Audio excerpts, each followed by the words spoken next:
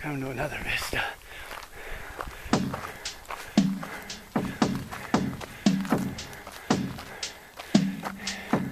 Pretty neat shit.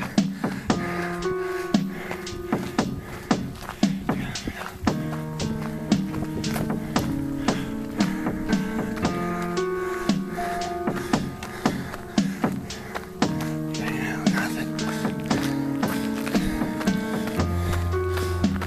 The sky is not the same shade of blue.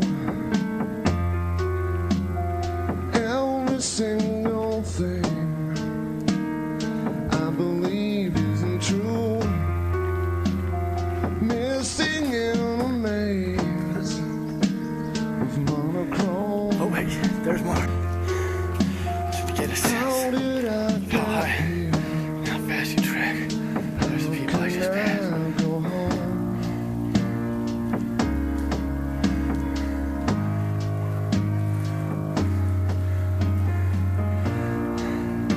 It's all switchbacks.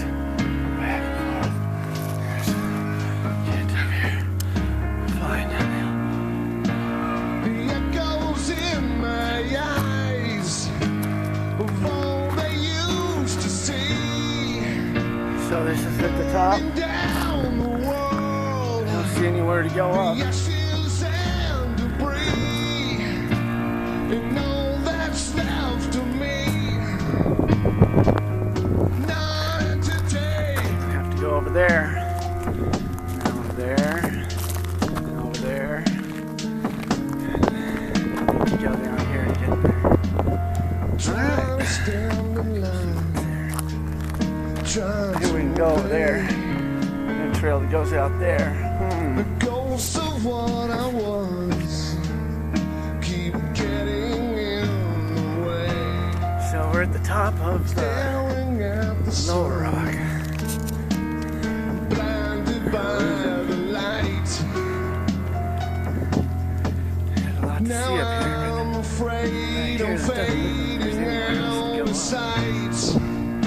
Let's get a The vista echoes going. in my eyes Path here. of all they used to see. Right. Looks like the best vista right now. Burning down the world, the ashes and debris, and all that's left of you, and all that's left of me.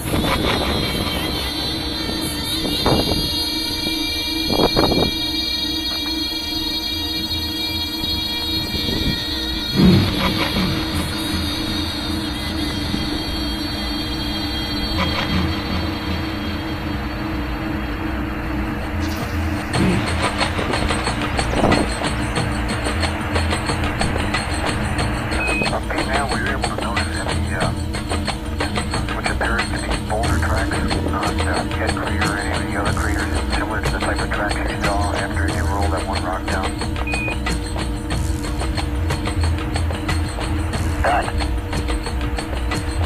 Thought that, well, let me say this.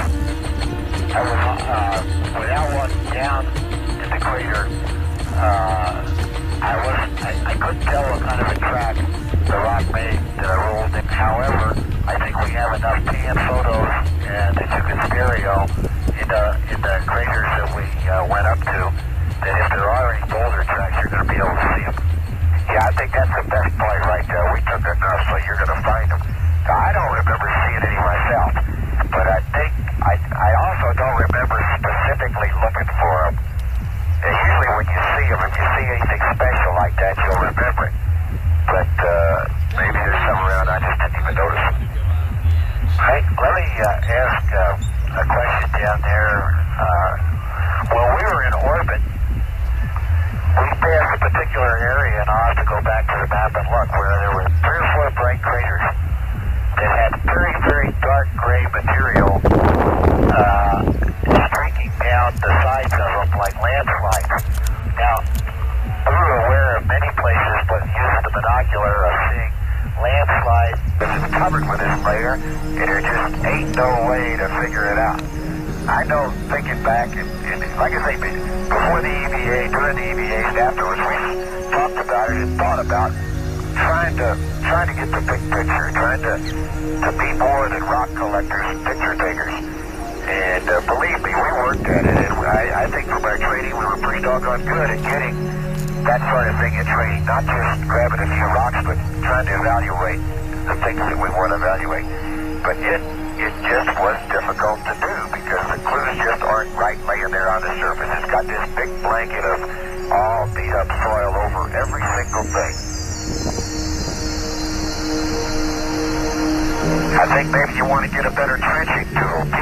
The trenching tool we had was just that shovel, and he could only go down about 8 inches without falling on his head.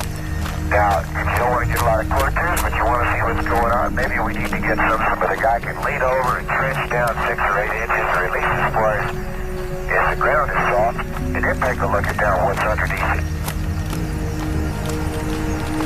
We were really injured in the fact that we could not bend over.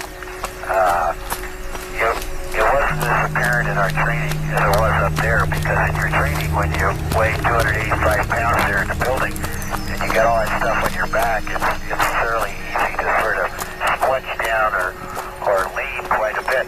You can't do that up there on the moon. And like Al just said, and I'll be short and low to the ground to begin with, and somebody as taller than I am is going to have a difficult time with the same length tool trenching as deep as I did, because you just can't get over. And we've got a whole bunch of ideas where we're going to, in the 5 days here at the MQF, we'll put all this down on paper. We could do to pass on some suggestions to improve the tools that we have right now to do a little better job. Yeah, I think those tools can really be worked over. They seemed pretty good before we left, but once we got out there and started working with them, you know, 16G, and like Pete says, you can't always do the same things. You're leaning in a different way, and things are a little different. I think we thought about it enough and observed it enough that we could come back and give some pretty good suggestions for tool improvement and equipment improvement along those lines. It'll help the next guys get more rocks and better rocks and faster and trench deeper and do more core tubes or whatever else they want to do. You tell them they can start fixing that doggone hammer. Okay, thanks for your comment. Yeah, we concluded that everything's too delicate to start with. The extension handle was about wiped out by the time Al got done driving that double core tube. Yeah, even though you're light up there, everything's light, you can still get something like a hammer swinging, or if you get moving and want to stop, you can still put some pretty good loads on some equipment.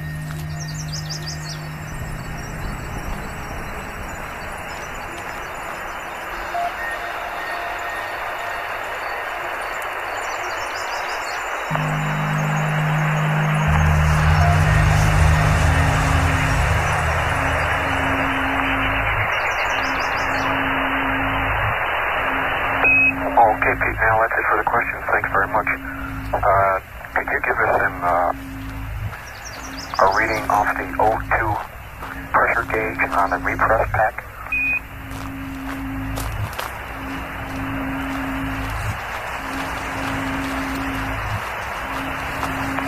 Yeah, one more thing that we did get back to this crater morphology and all that. When we looked at those craters, we tried to do that too. As we could see bedrock, or what we thought was bedrock on the outside, we said, great, we're going to look at those craters. This is what we said before we even got out. We're going to look at those craters, and we're going to see a neat contact between the regolith and the bedrock. And we're going to go down a little bit further, and here's going to be something else. We really got it knocked. We looked at those craters, and what it looks like is just like the surface, except there's a few rocks that seem to be resting on the wall and resting in the bottom.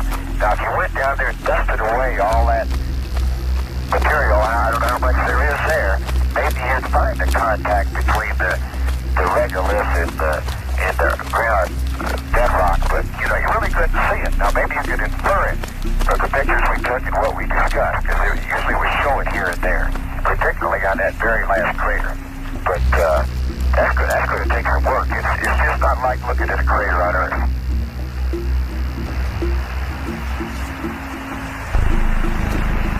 Yeah, I think the fact that it has this makes geology up there as difficult, if not more difficult, as it is on the Earth, because you have trees, grass, all kinds of things like that that hide a lot of the Earth's geology. So I think you're in the same box up there. What's been part of that weight on the repress package is 850 psi. Another thing that's been concerning me a little bit, you know, we keep talking about going to all these neat places like Hygienus Rill and all that stuff because we're going to stand on the side right below the rill. We're going to look up on that big high side, and right there is going to be the history of the moon, like sort of like the Grand Canyon gives us such a great one of the Earth. Well, I'll tell you, if the sides of that place are anything like the sides of craters, the surveyor, you're going to look up there and you're going to see a bunch of dust just like you see on the surface. Unless there's, you know, I could be easily wrong. We hadn't been there. But we just didn't see any places, no matter what the slope, that didn't have all this material all over it.